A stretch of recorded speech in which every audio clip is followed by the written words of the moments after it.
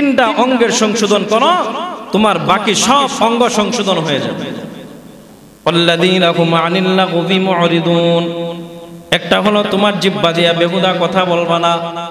আল্লাযীনা হুম লিয-যাকাতি ফাঈলুন, তোমার কলবটাকে পরিষ্কার পরিচ্ছন্ন করো। আল্লাযীনা হুম লিফুরুজিহিম হাফিজুন, তিন নম্বর গুণ হলো আল্লাযীনা হুম লিফুরুজিহিম হাফিজুন, তুমি তোমার লজ্জাস্থানের হিফাজতকারী হও। তোমার ফুরুজ, তোমার লজ্জাস্থানের হিফাজতকারী হও। জিনা করবা না, জিনা ব্যভিচারে লিপ্ত হবা না। যদি তুমি জিনাকুর হও, আমার সাথে তোমার সম্পর্ক নাই, সম্পর্ক নষ্ট। এজন্য নিজের তিনটা অঙ্গের হিফাজত করা, একটা হলো নিজের জবানের হিফাজত করা, আরেকটা হলো নিজের কলবটাকে পরিষ্কার করা, তিন নম্বর হলো লজ্জাস্থানের হিফাজত করা। এই তিন গুণ যদি কেউ অর্জন করতে পারে, আল্লাহর সাথে ভালোবাসার সম্পর্ক করার জন্য দ্বিতীয় শর্ত পূরণ হয়ে যাবে। এখন তিন নম্বর শর্ত, আল্লাযীনা হুম লিআমানাতিহিম ওয়া আহদিহিম রাউন। তিন নম্বর শর্ত হলো আল্লাযীনা হুম লিআমানাতিহিম ওয়া আহদিহিম রাউন, তুমি আমানতের খেয়ানত করবা না, আমানতের হিফাজতকারী হও, আমানতের খেয়ানতকারী হবা না। তুমি যদি আমানতের খেয়ানতকারী হও, তাহলে আল্লাহ তাআলা তোমার সাথে সম্পর্ক রাখবে না। জমিনে যত মাখলুক আছে, সমস্ত মাখলুক আল্লাহকে সেজদা করে, তারা শুধু সেজদাই করে। আল্লাহ তাআলা বলেন, বনি আদম, তোমার সেজদা আমার কাছে এত দামি, এত দামি। বনি আদম যখন বালির উপর, মাটির উপর, টাইলসের উপর, জায়নামাজের উপর আল্লাহু আকবার বলে সেজদা যা জমিনে মাথা লাগায় দেয়, আল্লাহ তাআলা বলেন, তুমি জমিনে বালির উপর মাথা লাগাও। তুমি ভাবতেছো, চিন্তা করতেছো বালির উপর মাথা রাখছো। তুমি যদি মোহাব্বত মিশ্রিত নামাজ পড়নে ওয়ালা হয়ে তোমার কপালটা জমিনে লাগাও, তোমার কপালটা জমিনে লাগে না। আমার 7 আকাশ পাড়ি দেওয়ার পরে, সিদরাতুল মুনতাহা পাড়ি দেওয়ার পরে, আমার আরশ মহল্লা, আমার কুদরতের পায়ের উপর তোমার মাথাটা লাগে। আমার আপনার মাথা যায় লাগে কোথায়? আল্লাহর আরশ। নামাজটা ওইরকম নামাজ হওয়া চাই যে আমি কপাল লাগাবো জমিনে, কিন্তু আমার এই জমিনের কপালটা যায় আল্লাহ তাআলার কুদরতের পায়ের উপর লাগবে। হাদিসের মধ্যে রাসূল বলছেন, বান্দা যখন জমিনে সেজদা লাগা আর নামাজটা যদি খুশুওয়ালা নামাজ হয়, তার নামাজের জমিনে সেজদা লাগা, আল্লাহর কুদরতের পায়ের উপর সেজদা লাগা, আল্লাহ তাআলা তাৎক্ষণিক ওই বান্দার দিকে রহমতের দৃষ্টি দিয়ে তাকা। আজকে আমার আপনার নামাজ তো খুশুওয়ালা নামাজ, নামাজ তো পড়ি আমি আর আপনি, এই নামাজ তো আল্লাহ যেরকম নামাজ চান ওই রকম নামাজ হয় না। আল্লাহর সাথে এই জন্য ভালোবাসার সম্পর্ক হয় না। নামাজ আদায় করতেছি কিন্তু মালিককে পাইতেছি না, মালিককে আপন করে পাইতেছি। মালিককে আপন করে পাওয়ার জন্য আমার আপনার নামাজটা লাগবে খুশুওয়ালা নামাজ। এজন্য আল্লাহ তাআলা 1 নম্বর শর্ত লাগায়া দিয়েছেন, তোমরা যদি আমাকে চাও, আপন করে চাও, দুনিয়ার হায়াতে পরকালের জীবনে আপন করে চাও, তাহলে তোমরা খুশুওয়ালা নামাজটা শিখো, শিখে তোমরা খুশুওয়ালা নামাজ আদায়কারী হয়ে যাও। আল্লাযীনা হুম ফি সালাতিহিম খাশিউন, আল্লাহ কাউকে ডাকে না, আল্লাহ তাআলা কাউকে ডাকে না। হাদিসের মধ্যে রাসূল বলেন, জিবরাইলকে আল্লাহ তাআলা সৃষ্টি করার পরে দায়িত্ব বন্টন করে দিয়ে দিয়েছেন, কোন দিন জমিনে আসবে, কোন দিন যাবে, কতবার জমিনে আগমন করবে, সব লেখা। আল্লাহ একদিনে সব দায়িত্ব বন্টন করে দিয়েছেন জিবরাইলকে। ইসরাফিলকে দায়িত্ব দিয়ে দিয়েছেন, ইসরাফিল সিংহা নিয়ে দাঁড়ায় আছে। এরকম ভাবে মিকাইলকে দায়িত্ব দেওয়া, সমস্ত ফেরেশতাদেরকে দায়িত্ব দেওয়া আছে। যাদেরকে আল্লাহ তাআলা সেজদারত অবস্থা রাখছেন, ওদেরকে দায়িত্ব দিয়ে রাখছেন, কিয়ামত পর্যন্ত তারা সেজদারত অবস্থায় থাকবে, নড়াচড়া করার কোনো সুযোগ নেই। আল্লাহ ইসরাফিলকে ডাক দেয় না, দ্বিতীয়বার ডাক দেয় না। আল্লাহ তাআলা আমাকে আপনাকে প্রতিদিন আল্লাহ তাআলা ডাকে। আমি কালো হই, দলা হই, কুলি হই, মজুর হই, পেটে খাবার থাক বা না থাক, মালিক আদর করে মহব্বত করে আমাকে আপনাকে প্রতিদিন ডাকে। আমি আর আপনি মালিকের ডাক বুঝি না। আল্লাহ তাআলা কোরআনের মধ্যে বলছেন বিভিন্ন আয়াতে বিভিন্ন ভাবে আল্লাহ তাআলা আল্লাহর বান্দাদেরকে আপন করে নেওয়ার জন্য ডাকেন, ডাকতেছেন।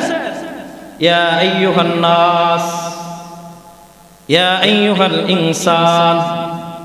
এক আয়াতে বলছেন ইয়া আইয়ুহান নাস, ইয়া আইয়ুহাল ইনসান কুল ইয়া ইবাদিয়াল্লাযীনা আসরাফু আলা আনফুসিহিম লা তাকুনাতু মির রাহমাতিল্লাহ।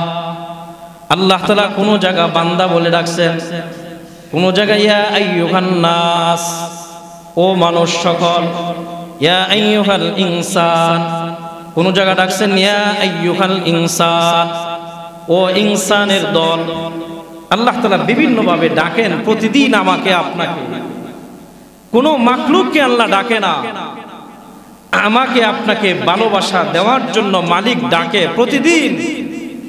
সকালবেলা ফজরের সময় মালিক ডাকে, ইয়া আইয়ুহাল ইনসান, উঠো, মসজিদে আসো, আমার হুকুম পালন করো, খুশুওয়ালা নামাজ আদায় করো। তুমি ফজরের নামাজ আদায়কারী হবা, ফজরের নামাজ আদায় করবা, আমি আল্লাহ তাআলা বিনিময়ে তোমাকে জান্নাত দান করে দিব। হাদিসের মধ্যে রাসূল বলেছেন, কেউ যদি ফজরের নামাজ কন্টিনিউ আদায় করে, এই ফজরের নামাজের উসিলা আল্লাহ তাআলা তাকে জান্নাত দান করেন। আল্লাহ তাআলা প্রতিদিন ডাকে আমাকে আপনাকে ফজরের সময়, ইয়া আইয়ুহান নাস, আমাকে চাও, আসো, আমি আল্লাহ আমার রহমতের দরজা উন্মুক্ত করে রাখছি তোমার জন্য। তুমি বুঝো না, তুমি আসো, আমার কুদরতের পায়ে সেজদা লাগাও। তুমি আমার পায়ে যত বেশি সেজদা লাগাবা, আমার সাথে তত বেশি তোমার সম্পর্ক গভীর হতে থাকবে। যত বেশি সেজদা লাগাও। কিন্তু আমি আর আপনি সেজদা লাগাই না, অনেক ব্যস্ত আমি আর আপনি, দুনিয়া নিয়ে ব্যস্ত। যারা রাজনীতি করে তারা তো বলে যে হুজুর সারাদিন রাজনীতি করেই ব্যস্ত। চেয়ারম্যান বলে আমি চেয়ারম্যানই নিয়েই ব্যস্ত, ব্যস্ততা শেষ নাই। বাদশাহ হারুনুর রশিদ ক্ষমতাধর বাদশাহ ছিলেন, ওনার জীবনীতে আছে উনিও তো বাদশাহ ছিলেন, ক্ষমতাধর বাদশাহ। শুধু বাদশাহ না, আল্লাহর ওলিও ছিলেন। বাদশাহ হারুনুর রশিদ নওজোয়ান বয়সে, যখন যুবক বয়স ছিল, প্রতিদিন 5 ওয়াক্ত নামাজ সঠিকভাবে আদায় করার পর 200 রাকাত নফল নামাজ আদায় করতেন। দুনিয়াও কামাই করছেন, আখিরাতও কামাই করছেন।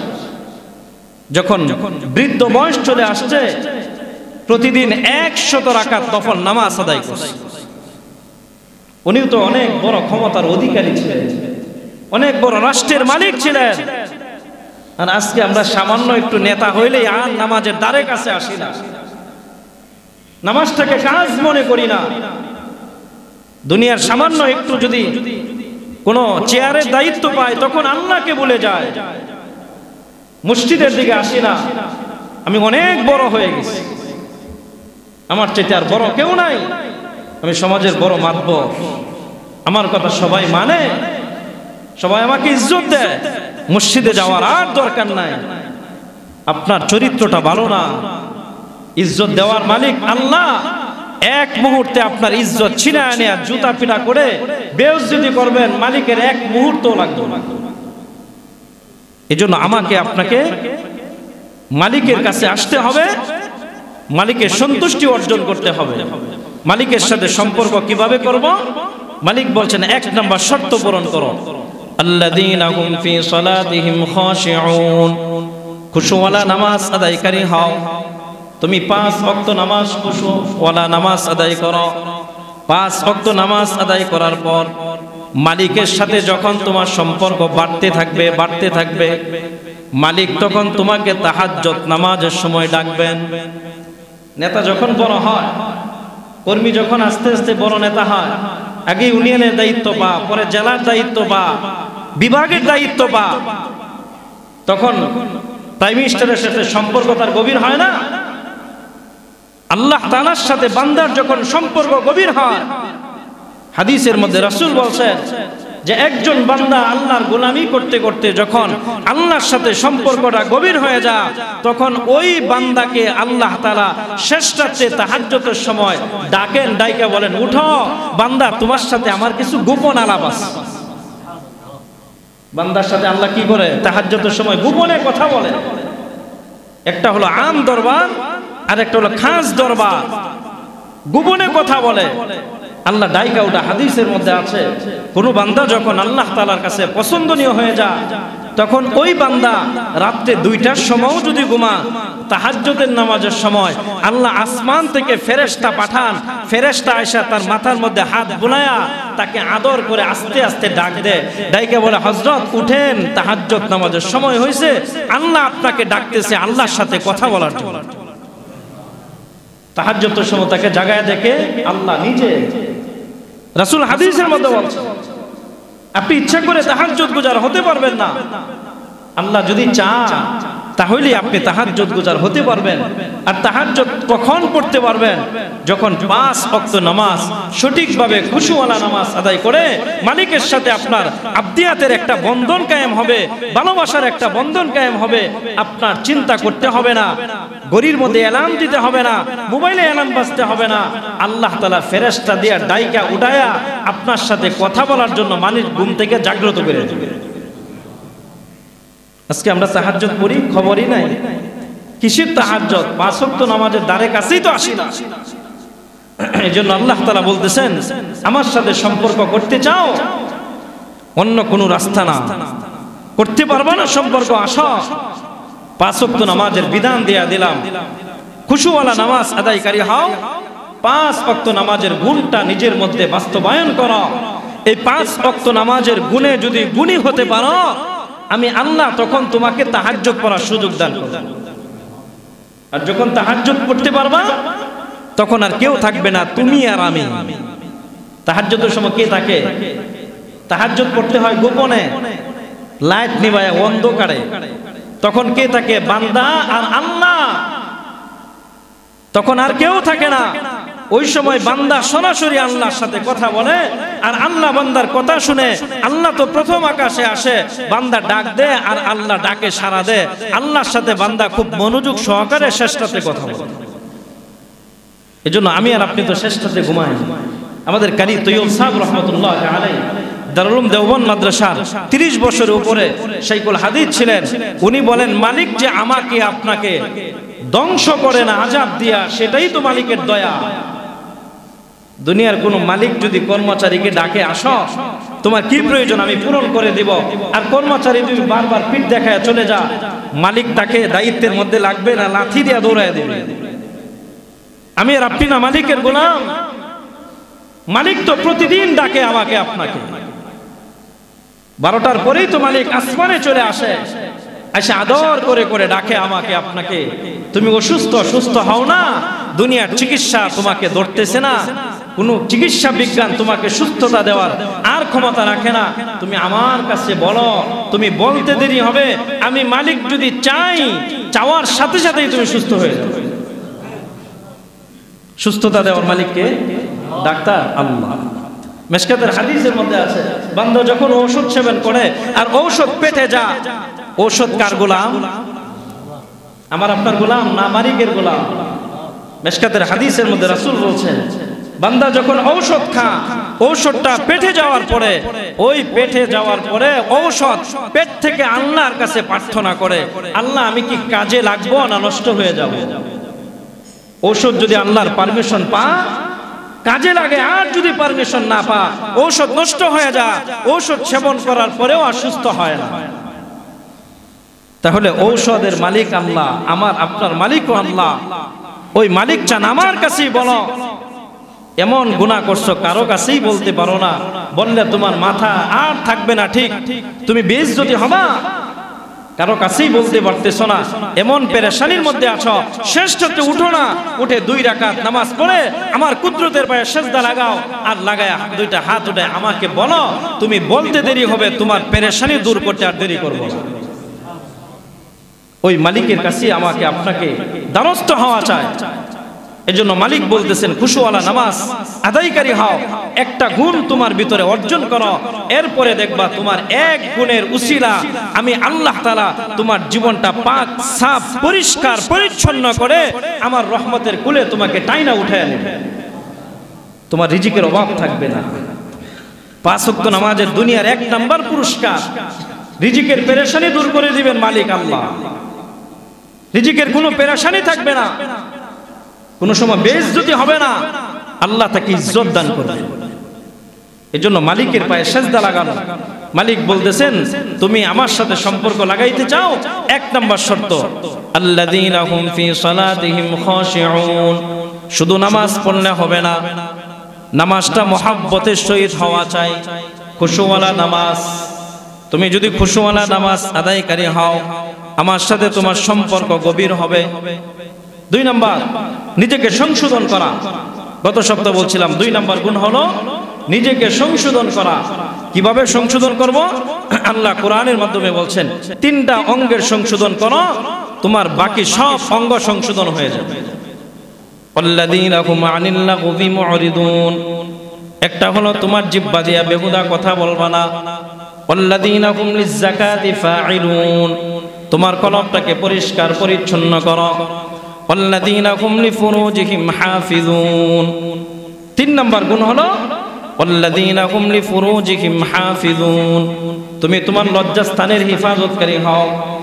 তোমার ফুরুজ, তোমার লজ্জাস্থানের হিফাজতকারী হও। জিনা করবা না, জিনা ব্যভিচারে লিপ্ত হবা না। যদি তুমি জিনাকুর হও, আমার সাথে তোমার সম্পর্ক নাই, সম্পর্ক নষ্ট। এজন্য নিজের 3টা অঙ্গের হিফাজত করা। একটা হলো নিজের জবানের হিফাজত করা, আরেকটা হলো নিজের কলবটাকে পরিষ্কার করা, 3 নাম্বার হলো লজ্জাস্থানের হিফাজত করা। এই 3 গুণ যদি কেউ অর্জন করতে পারে, আল্লাহর সাথে ভালোবাসার সম্পর্ক করার জন্য 2য় শর্ত পূরণ হয়ে যাবে। এখন 3 নাম্বার শর্ত আল্লাযীনা হুম লিআমানাতিহিম ওয়া আহদিহিম রাউন। 3 নাম্বার শর্ত হলো আল্লাযীনা হুম লিআমানাতিহিম ওয়া আহদিহিম রাউন। তুমি আমানতের খেয়ানত করবা না, আমানতের হিফাজতকারী হও, আমানতের খেয়ানতকারী হবা না। তুমি যদি আমানতের খেয়ানতকারী হও, তাহলে আল্লাহ তাআলা তোমার সাথে সম্পর্ক রাখবে না। এখন বলবেন আমানত কি? খালি মানুষের আমানত? এতিমের মাল খাওয়া, চুরি করে মাল নেওয়া, ক্ষমতা আছে জোর করে টাকা নেওয়া, এটা আমানতের খেয়ানত না। এছাড়াও আরো আছে। আগে নিজের বডির দিকে তাকাও। তোমার এই পুরা বডির মালিক তুমি না, তোমার এই পুরা আপাদমস্তক বডির মালিক হলো আল্লাহ। তোমার হাতের দ্বারা গুনাহ করবা না, জবানের দ্বারা গুনাহ করবা না, পায়ের দ্বারা গুনাহ করবা না, দিমাগের দ্বারা গুনাহ করবা না, লজ্জাস্থানের দ্বারা গুনাহ করবা না, পেটের মধ্যে হারাম খাবার ঢুকাইবা না। সবগুলি আমানত। হাতের দ্বারা যদি গুনাহ করো, আমানতের খেয়ানত করলা। চোখের দ্বারা বদনজরি করলা, আমানতের খেয়ানত করলা। চোখের দ্বারা বেগানা নারীর চেহারা দেখে মজা নিলা, আমানতের খেয়ানতকারী হলা। চোখের দ্বারা টিভি পর্দার সামনে তুমি বসে বসে নগ্ন ছবি দেখলা, আমানতের খেয়ানত করলা। চোখের মালিক আমি আর আপনি। ময়দানে মাশরে আল্লাহ তাআলা চোখের জবান খুলে দিবেন। আল্লাহ চোখের জবানও খুলে দিবেন। তাহলে চোখ আল্লাহর কাছ থেকে আমানত, হাত আমানত, আমার কান 2টা আমানত, আমার মাথা আমানত। মাথা দেয়া মানুষের ক্ষতি করার খালি পরিকল্পনা করো, তুমি আমানতের খেয়ানত করতেছো।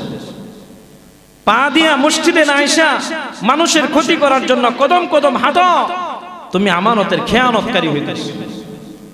লজ্জাস্থান নিজের স্ত্রীর সাথে লজ্জাস্থানের সুব্যবহার না করে বেগানা নারীর সাথে জিনা ব্যভিচারে লিপ্ত হলা, তুমি আমানতের খেয়ানত করলা। এজন্য আল্লাহ তাআলার দেওয়া প্রত্যেকটা অঙ্গ প্রত্যঙ্গ, এই অঙ্গের মালিক কি আমি আর আপনি না? মালিক কর্জায় হাসানা দিছেন, মালিক দিছেন আমাকে আপনাকে কর্জা দিলাম সাময়িকের জন্য, কর্জায় হাসানা। যদি আমানতের খেয়ানত করো, হাতের জবান খুইলা দিব, ময়দানে মাশার হাত অটোমেটিকলি বলে দিবে আল্লাহ অমুক দিন অমুক রাত্রে বেগানা নারীর আমার দ্বারা স্পর্শ করছিল, ধরছিল আল্লাহ। রাত্রের গভীরে চুরি করে আরেকজনের মাল আনছিল, মাল সম্পদ লুণ্ঠন করছে আমার দ্বারা।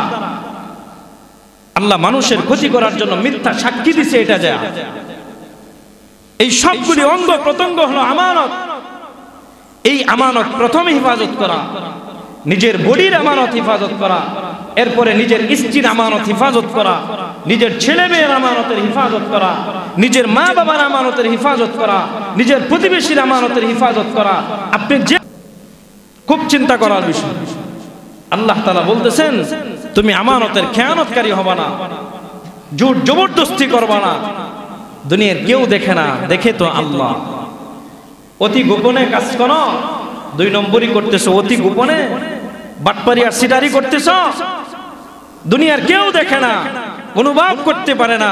ওই মালিকের সাথে লুকোচুরি করে বাঁচার কোনো রাস্তা না। এজন্য মালিক বলতেছেন তোমার আমানতের হেফাজত করো। এই বডি তোমাকে দিছে আমানত, তুমি মালিক না। এই বডির আমানতের হেফাজত করো, এটা একটা। আরেকটা এই আয়াতের মধ্যে আল্লাহ তাআলা বলছেন ওয়াল্লাযীনা হুম লিআমানাতিহিম ওয়া আহদিহিম রাউন। আরেকটা হলো ওয়াদা ভঙ্গকারী হবা না।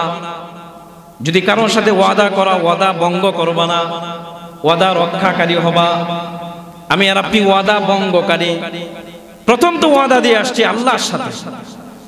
প্রথম ওয়াদা কার সাথে করে আসছি? আল্লাহ। আল্লাহ আলমে আরওয়াহে রূহের জগতে আমাকে আপনাকে সৃষ্টি করার পর আল্লাহ ওয়াদা করে তারপরে দুনিয়াতে ছাড়ছেন। ওয়াদাটা কি? আল্লাহ তাআলা কোরআনের মধ্যে বলছেন আলাস্তু বিরাব্বিকুম, আমি কি তোমাদের প্রভু না? আমরা বলে আসছিলাম ক্বালু বালা, আপনি আমাদের প্রভু, আমি আপনার গোলাম, আপনি আমার মালিক। আল্লাহ তাআলা এই ওয়াদা নিয়ে পরে দুনিয়াতে পাঠাইছেন। আল্লাহ বলছেন তুমি যেহেতু স্বীকার করলা আমি তোমার মালিক আর তুমি আমার গোলাম, কি কি কাজ করবা, কর্ম করবা, এই কাজগুলি আমি বন্টন করে তোমাকে দুনিয়াতে ছেড়ে দিলাম। ওই কাজগুলি যদি সঠিকভাবে আদায় না করে আসো তাহলে তুমি ওয়াদা ভঙ্গকারী, তুমি ওয়াদা ভঙ্গ করলা। আজকে আমরা ওয়াদা ভঙ্গ করতেছি না? মালিককে গোলাম মানি না, মালিককে মালিক মানি না, নিজেকে গোলাম পরিচয় দিতে প্রস্তুত না, মালিককে মালিক মানতেছি না। যদি কেউ মালিককে মালিক মানতো তাহলে তার দ্বারা নাফরমানি হওয়া সম্ভব ছিল না। মালিক ডাকে আসো মসজিদে, সে মুখটা ফিরায় অন্যদিকে চলে যায়। কিছু পাপিষ্ট আছে এরকম, দেখবেন মসজিদের কাছে চাষতলে বসে চা খা, মসজিদে যখন আজান হয় তখন পিঠমুড়ি দেয়া বাসায় চলে যায়, এতক্ষণ বৈশা দোকানে আড্ডা দেয়। যখন আজান হয় মুসল্লিরা নামাজে আসবে সে আস্তে করে বাসায় চলে যায়, নির্লজ্জ বেহায়ার মতো। মালিকের সাথে ওয়াদা ভঙ্গকারী। মালিক বলতেছেন ওয়াদা ভঙ্গকারী হবে না। এটা হলো আল্লাহর সাথে ওয়াদা দিয়ে আসছি, আমরা ওয়াদা রক্ষা করতেছি না। এরপরে দুনিয়াতে আসার পরে আমার আপনার প্রতিবেশী তাদেরও হক আছে। আমি কারোর সাথে যদি কোনো ওয়াদা করি ওয়াদা হেফাজত করব, ওয়াদা ভঙ্গ করব। যদি ওয়াদা ভঙ্গ করি তাহলে আল্লাহ বলছেন আমার সাথেও তোমার সম্পর্ক ভেঙে যাবে, সম্পর্ক আর ঠিক থাকবে না, ঠিক রাখতে পারবে না। এজন্য আল্লাহ তাআলার সাথে সম্পর্ক করার জন্য 3টা শর্ত আল্লাহ বলছেন পূরণ করো। 1 নাম্বার শর্ত বললাম, 1 নাম্বার শর্ত খুশুওয়ালা নামাজ। আল্লাযীনা হুম ফি সালাতিহিম খাশিউন, তুমি খুশুওয়ালা নামাজ আদায়কারী হও। 2 নাম্বার নিজেকে সংশোধন করো। সংশোধন করার তরিকা আল্লাহ বলছেন তোমার 3টা অঙ্গের হেফাজত করো, তাহলে তুমি সংশোধনকারী মুসলমান হয়ে যাবা। 1 নাম্বার জবানের হেফাজত করো, 2 নাম্বার তোমার কলবের হেফাজত করো, 3 নাম্বার লজ্জাস্থানের হেফাজত করো। এই 3 অঙ্গ হেফাজতকারী হয়ে তুমি আল্লাহর সাথে সম্পর্ককারী হয়ে যাও। 3 নাম্বার হলো আমানতের হেফাজত করা, ওয়াদা ভঙ্গকারী না হওয়া। এই 3 আমলের দ্বারা, 3 শর্ত পূরণের দ্বারা আমার আপনার সম্পর্ক হবে কার সাথে? আল্লাহ। আল্লাহর সাথে একটা ভালোবাসার সম্পর্ক হবে। আল্লাহ তাআলা আবার আয়াতের মধ্যেই বলতেছেন আমার সাথে যখন তোমার সম্পর্কটা হয়ে যাবে বুঝবা, তখন এই সম্পর্কটা তোমাকে ধরে রাখতে হবে। আজকে সম্পর্ক করলা, কালকে আবার নষ্ট করলা, হবে না। সম্পর্ক যেটা বন্ধন কায়েম করলা, এই ভালোবাসার সম্পর্ক টিকিয়ে রাখতে হবে কোন পর্যন্ত? তোমার কাছে আজরাইল আসা পর্যন্ত। এখন সম্পর্কটা আল্লাহর সাথে করলাম, এখন সম্পর্ক টিকিয়ে রাখবো কিভাবে? ওইটাও আল্লাহ তাআলা কোরআনের মধ্যে বলছেন, ওয়াল্লাযীনা হুম আলা সালাওয়াতিহিম ইউহাফিযুন। তুমি 5 ওয়াক্ত নামাজের হিফাজতকারী হও। 5 ওয়াক্ত নামাজ 24 ঘন্টার মধ্যে তুমি 5 ওয়াক্ত নামাজ সঠিকভাবে আদায়কারী হও, ওয়াক্ত মতো নামাজ আদায় করো। এই 24 ঘন্টা 5 ওয়াক্ত নামাজ মালিক দান করছেন। এই জন্য মালিকের সাথে যেন 24 ঘন্টায় আমার আপনার সম্পর্কটা ভালো থাকে, সম্পর্কটা নষ্ট না হয়। আজকে সারাদিন 5 ওয়াক্ত পড়লাম, 24 ঘন্টা মালিকের সাথে সম্পর্ক ভালো, কালকেও পড়লাম ভালো, 20 বছর এইভাবে পড়লাম, কোনোদিন নামাজ কাজা নাই, সম্পর্ক ভালো। 40 বছর পড়লাম, কোনোদিন নামাজ কাজা নাই, সম্পর্ক ভালো। আজরাইল চলে আসলো আর মারা গেলাম, মালিকের সাথে সুসম্পর্ক অবস্থা, মারা যাব তো আল্লাহ তাআলা বিনা হিসাবে জান্নাত দান করবেন। এজন্য আমার আপনার সম্পর্ক ধরে রাখতে হবে কিভাবে, ওইটাও আল্লাহ বলে দিয়েছেন, ওয়াল্লাযীনা হুম আলা সালাওয়াতিহিম ইউহাফিযুন। যারা নামাজ পড়ে না বলে আমার ঈমান ভালো, আমার সাথে আল্লাহর সম্পর্ক ভালো। অনেক সময় বুকার স্বর্গে বাস করে, বলে আমার সাথে আল্লাহর সম্পর্ক ভালো আছে, যেটা চাই ওইটাই মালিক আমাকে দান করে। মালিক পরীক্ষা করে, এটা বুঝো না। মালিকের সাথে সম্পর্ক ভালো না, যে বেনামাজি নামাজ পড়ে না তার সাথে মালিকের সম্পর্ক নাই, ওটা সে নিজেই বুঝে না। এখন মালিকের সাথে সম্পর্ক হলো, এই সম্পর্ক টিকায় রাখবো। যদি টিকায় রাখতে পারি মৃত্যু পর্যন্ত, মালিক পুরস্কারটা কি দান করবেন ওইটাও আবার পরের আয়াতে বলছেন, ওয়াল্লাযীনা হুম আলা সালাওয়াতিহিম ইউহাফিযুন উলাইকা হুমুল ওয়ারিসুন আল্লাযীনা ইয়ারিসুনাল ফিরদাউস হুম ফিহা খালিদুন। আমি আল্লাহ তোমাকে জান্নাতুল ফেরদাউসের মালিকানা দান করে দিব। আমি আল্লাহ পুরস্কার কি দিব? তুমি আমার সাথে সম্পর্ক রাখলা, সম্পর্ক করলা, আবার টিকায়ও রাখলা মৃত্যু পর্যন্ত, পুরস্কারটা কি দান করব আল্লাহ ওইটাও বলে দিবেন, উলাইকা হুমুল ওয়ারিসুন। তোমাকে জান্নাতের ওয়ারিস বানায় দিব। তোমাকে জান্নাত ছোট জান্নাত না, জান্নাতুল ফেরদাউসের মালিকানা দান করব। একদিন আর 2 দিন আর 3 দিনের জন্য না, অনন্ত অসীম কাল তুমি জান্নাতে ঢুকবা, আর কোনোদিন তোমাকে বের করা হবে না। এমন জান্নাত তোমাকে দান করব। والذين هم على صلواتهم يحافظون أولئك هم الوارثون الذين يرثون الفردوس هم فيها خالدون। এটা মালিকের ওয়াদা, মালিক ওয়াদা ভঙ্গকারী না। এজন্য মালিকের সাথে আমরা সম্পর্ক কিভাবে করব মোটামুটি আপনারা বুঝছেন তো ইনশাআল্লাহ। এই সম্পর্ক টিকিয়ে রাখতে হবে কোন পর্যন্ত? মৃত্যু পর্যন্ত। এখন মালিকের সাথে সম্পর্ক হলো, এর অর্থ মালিকের সাথে আমার ভালোবাসার বন্ধন হলো, মালিকের কাছে চাওয়ার একটা রাস্তা হয়ে গেল। এখন মালিকের কাছে চাইবো কি? সূরা ফাতিহার আলোচনা করতেছিলাম, এটা বোঝানোর জন্য সূরা ফাতিহাতে ওই জায়গা গেছিলাম। মালিকের সাথে কিভাবে সম্পর্ক করব, চাওয়ার জন্য রাস্তাটা কিভাবে তৈরি করব, আর মালিকের কাছে চাইবো কি? মালিক বলছেন, ইয়্যাকা না'বুদু ওয়া ইয়্যাকা নাস্তাঈন। মালিকের কাছে আমরা বলি ইয়্যাকা না'বুদু, তোমারই ইবাদত করি। অতীতের ইবাদত তোমার জন্য ছিল, বর্তমানে ইবাদত তোমার জন্য, ভবিষ্যতে যত ইবাদত করব তোমার জন্য। ইবাদত কার জন্য হবে? আল্লাহর জন্য। অনেকেই তো আছে ভোট পাওয়ার জন্য নামাজ পড়ে, নির্বাচন আইলে আইরে নামাজ, টুপি একটা মাথায় দিয়া খালি সালাম, জানে পা তারই সালাম, আর নামাজ ওয়াক্ত না আসলেও নামাজ শুরু করে। নির্বাচন যাওয়ার পর আর মসজিদের কাছে দাওয়াত দিলেও আসে না। এই হলো আমাদের হালত। আল্লাহ তাআলা বলতেছেন ইয়্যাকা না'বুদু, আমরা বলি নামাজে তোমারই ইবাদত করি এবং তোমারই কাছে সাহায্য চাই। আমি আর আপনি যত সাহায্যের প্রয়োজন হবে কার কাছে সাহায্য চাবো? আল্লাহ, আল্লাহর কাছে দোয়া করা। এখন দোয়া আল্লাহ সূরা ফাতিহার মধ্যে মাঝখানে একটা কথা ছুটে গেছে, আল্লাহ দোয়ার আদব শিক্ষা দিয়েছেন কিভাবে মালিকের কাছে চাইবো। আমরা তো অনেক সময় দোয়া করতে শুরু করি, দোয়ার শুরুতেই বলে আল্লাহুম্মা আমিন, আল্লাহুম্মা আমিন বলে দোয়া শুরু করি না? এটা সুন্নতের খেলাফ, এটা দোয়ার আদব না। দুনিয়ার কোন মানুষের কাছে যখন দরখাস্ত করে, প্রথম তো বরাবর অমুক জেলা প্রশাসক লিখে তার প্রশংসা করা হয়, এরপরে নিজের হাজতটা পেশ করা হয়, এরপরে আবার আকুতি মিনতিও করা হয় যে আপনার সুমর্জি কামনা হয়, আমার দরখাস্ত মঞ্জুর। এভাবে লিখি না আমরা? আল্লাহ তাআলা সূরা ফাতিহার মধ্যে আবেদন করার জন্য বলছেন, কিভাবে আবেদন করবা? প্রথমে আমার প্রশংসা করো, আমার প্রশংসা করো। আলহামদুলিল্লাহ, আলহামদুলিল্লাহি রাব্বিল আলামিন, তুমি আমার প্রশংসা করো। আর রহমানির রহিম, আমার গুণ বর্ণনা করো। মালিক ইয়াউমিদ্দিন, আমি যে সব কিছুর মালিক, এই বরত্ব প্রকাশ করো, আমাকে বড় বানাও।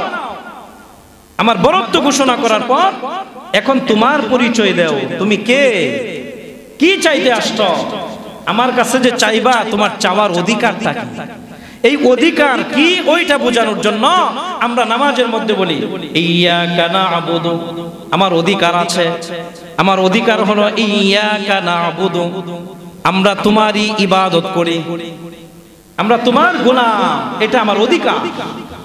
তুমি আমার মালিক, আমি তোমার গোলাম। ইয়্যাকা না'বুদু, এক নাম্বার আমার অধিকার। তোমার কাছে আমার চাওয়ার অধিকার হলো ইয়্যাকা না'বুদু, তুমি আমার মালিক, আমি তোমার গোলাম। আরেকটা হলো আমি কারো কাছে সাহায্য চাই না। আমার জুতা ছিঁড়া গেল, জুতার ফিতা ছিঁড়ছে, আমি মানুষের কাছে আগে বলি না, আমি তোমার কাছে বলি, আল্লাহ আমার জুতার ফিতা ছিঁড়ছে, এটা ঠিক করার ব্যবস্থা করে দাও। আমি কারো কাছে আগে বলি না, সাহায্যটা আগে তোমার কাছে চাই। আমার যত ছোট বড় হাজত আছে তোমার কাছে পেশ করি, তোমার কাছে সাহায্য চাই। আল্লাহ তাআলা তখন বলেন, বান্দা ঠিক আছে, বুঝলাম, তোমার অধিকার আছে আমার কাছে চাওয়া, তুমি আমারই গোলামি করো, তুমি আমার গোলাম, আমার কাছে সাহায্য চাও। এখন বলো আমার কাছে কি চাও, চাওয়ার জিনিসটা কি তোমার? প্রথমে এক নাম্বার আমরা চাই কি, ইয়্যাকা না'বুদু ওয়া ইয়্যাকা নাস্তাঈন ইহদিনাস সিরাতাল মুস্তাকিম। আল্লাহ তোমার কাছে সোজা রাস্তা চাই, সঠিক রাস্তাটা চাই, সিরাতুল মুস্তাকিম তোমার কাছে চাই, ওই রাস্তাটা আমাকে দেখায় দাও। এখন সিরাতুল মুস্তাকিমের ব্যাখ্যা করছেন পরের দুই আয়াতে, সিরাতাল লাযীনা আন'আমতা আলাইহিম গায়রিল মাগদুবি আলাইহিম ওয়ালাদ-দাল্লিন। সিরাতুল মুস্তাকিমের এক নাম্বার ব্যাখ্যা তাফসীরে কিতাবের মধ্যে মুফাসসিরিন কেরাম উল্লেখ করেছেন, সিরাতুল মুস্তাকিমের এক নাম্বার ব্যাখ্যা হলো, আল্লাহ বলছেন কোন রাস্তাটা চাও? আমরা বলি সিরাতাল লাযীনা আন'আমতা আলাইহিম, তুমি ওদের রাস্তা আমাদেরকে দেখায় দাও যাদেরকে তুমি নিয়ামত দান করছো, যাদেরকে তোমার পক্ষ থেকে নিয়ামত দান করে দুনিয়া আখিরাতে সফলতা দান করে দিছো, তাদের রাস্তা আমাকে দান করো, ওদের রাস্তা না। যারা পথভ্রষ্ট, যাদের উপর তোমার অভিশাপ, তাদের রাস্তা না। যাদেরকে নিয়ামত দান করছো তাদের রাস্তাটা আমাকে দেখায় দাও। এখন আল্লাহ কাদেরকে নিয়ামত দান করছেন? কোরআনের আরেক আয়াতের মধ্যে আল্লাহ বলছেন, ওমান ইউতি'িল্লাহা ওয়ার রাসূলা ফাউলাইকা মা'আল্লাযীনা আন'আমা আল্লাহু আলাইহিম মিনান নাবিয়্যিন ওয়াস-সিদ্দীকিন ওয়াশ-শুহাদা'i ওয়াস-সালিহিন ওয়া হাসুনা উলাইকা রাফীকা। আল্লাহ আরেক আয়াতের মধ্যে বলছেন, ওমান ইউতি'িল্লাহা ওয়ার রাসূলা ফাউলাইকা মা'আল্লাযীনা, আল্লাহ তাআলা বলতেছেন মিনান নাবিয়্যিন ওয়াস-সিদ্দীকিন ওয়াশ-শুহাদা ওয়াস-সালিহিন। আল্লাহ যাদেরকে নিয়ামত দান করছেন, এই নিয়ামত প্রাপ্ত বান্দাদের শ্রেণী হলো চারটা। চার শ্রেণীর মানুষকে আল্লাহ নিয়ামত দান করছেন। এর মধ্যে এক নাম্বার শ্রেণী হলো মা'আন নাবিয়্যিন। আল্লাহ তাআলা সমস্ত আম্বিয়া কেরামকে আল্লাহর পক্ষ থেকে সর্বশ্রেষ্ঠ নিয়ামত দান করছেন। নবীদেরকে নির্বাচিত করছেন কে? দুনিয়ার মানুষ ভোট দিয়া নবী বানাইছে? নবীদেরকে নির্বাচিত করে পাঠাইছেন আল্লাহ নিজে। মা'আন নাবিয়্যিন, নবীদেরকে আল্লাহ নির্বাচিত করে দুনিয়াতে পাঠাইছেন কেন? আল্লাহ তাআলার দ্বীনের প্রচার প্রসার করার জন্য। ইয়া আলায়ে কালিমাতুল্লাহ, আল্লাহর কালিমা লা ইলাহা ইল্লাল্লাহর প্রচার প্রসার করার জন্য আল্লাহ তাআলা নবীদেরকে নির্বাচিত করে দুনিয়ার হায়াতে আল্লাহ তাআলা নবীদেরকে বেগুনাহ মাসুম করে পাঠাইছেন। এক নাম্বার আল্লাহর পক্ষ থেকে নিয়ামত প্রাপ্ত। দুই নাম্বার কারা? মান নবিয়িন ওয়াস সিদ্দিকিন, যারা সিদ্দিকিন বান্দা তাদেরকে আল্লাহ নিয়ামত দান করছেন। দুনিয়াতে যত সিদ্দিকিন বান্দা আছে সমস্ত সিদ্দিকদের লিডার হলো সাইয়্যিদুনা আবু বকর সিদ্দিক রাদিয়াল্লাহু আনহু। ওনাকে বলা হয় সিদ্দিকে আকবর, সমস্ত সিদ্দিকদের সর্দার সাইয়্যিদুনা আবু বকর সিদ্দিক রাদিয়াল্লাহু আনহু। উনি আল্লাহর পক্ষ থেকে কত নিয়ামত প্রাপ্ত হয়েছেন, হিসাব ছাড়া বেহিসাব নিয়ামত আল্লাহ আবু বকর সিদ্দিককে দান করছেন। আমার আপনার নবী বলছেন, আল্লাহ তাআলা আমার শরীরটা সৃষ্টি করার পরে, আমার শরীরের মাটি জান্নাতের মাটি দিয়ে আমাকে সৃষ্টি করার পরে, আমার শরীরের সৃষ্টির পরে অবশিষ্ট যে মাটিগুলি পড়ে ছিল, ওই পড়া মাটিগুলি জমা করে আল্লাহ তাআলা আবু বকর সিদ্দিককে সৃষ্টি করছে। আল্লাহ তাআলা নবী বলছেন, আল্লাহ আমাকে যত নবুয়তি যত নিয়ামত দান করছে, আমার নবুয়তের ইলম থেকে সবচেয়ে বেশি উপকৃত হয়েছে আমার আবু বকর সিদ্দিক। আবু বকর সিদ্দিক রাদিয়াল্লাহু আনহুকে বলা হয় সিদ্দিকে আকবর। সিদ্দিকের সংজ্ঞা কি? যারা আল্লাহ এবং আল্লাহর রাসূলের কথা বিনা দলিলে স্বীকৃতি দেয়া দেয়, আল্লাহর কথা এটা নবীর কথা, কোনো দলিল আদিল্লা দরকার নাই, এটা সত্য এবং এর মধ্যে কোনো সন্দেহ শোভা নাই। যারা এরকম স্বীকৃতি দান করে তারা হলো সিদ্দিক। আবু বকর সিদ্দিক স্বীকৃতি দান করে নাই, এটা মেরাজের মাস চলতেছে। আবু বকর সিদ্দিক রাদিয়াল্লাহু আনহু নবী আলাইহিস সালাতু ওয়াস সালাম যেদিন এক রাত্রে বাইতুল্লাহ থেকে ভ্রমণ করে সপ্ত আকাশ পাড়ি দেওয়ার পর, জান্নাত জাহান্নাম দেখার পর, আল্লাহর সাথে আবার সাক্ষাৎ করে ফজরের নামাজের আগেই আবার বাইতুল্লাহ চলে আসছে। এক রাত্রেই সবকিছু হয়ে গেছে। যখন সকালবেলা নবী এটা প্রকাশ করছেন, আবু জেহেল দৌড়ায়া আবু বকর সিদ্দিকের বাড়িতে গেছে।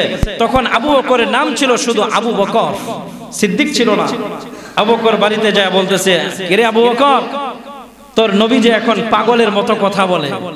নাউজুবিল্লাহ, আমার নবী কি পাগল ছিলেন? সে বলতে, তোর নবী তো এখন পাগলামি কথা বলতেছে।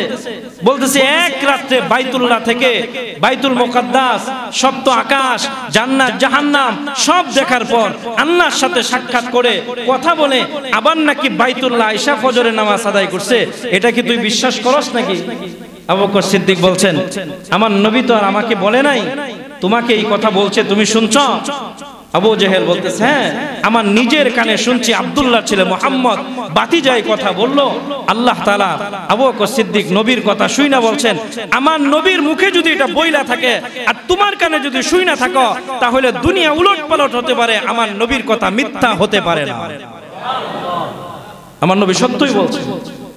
যখন আবু বকর সিদ্দিক একবারে বিনা দলিলে স্বীকৃতি দিয়ে দিয়েছেন, আল্লাহ আর দেরি করে নাই, সাথে সাথে আল্লাহ তাআলা আরশ থেকে জিব্রাইলকে ডাইকে বলছেন, তাড়াতাড়ি যা, যায় আমার নবীকে যায় কানে কানে বইলা দে, আমার আবু বকর এমন আমার নবীকে সত্যায়িত করার কারণে আজকে থেকে আমার আবু বকরের নাম শুধু আবু বকর না, আবু বকরের নামের সাথে লাগাই দিলাম সিদ্দিক।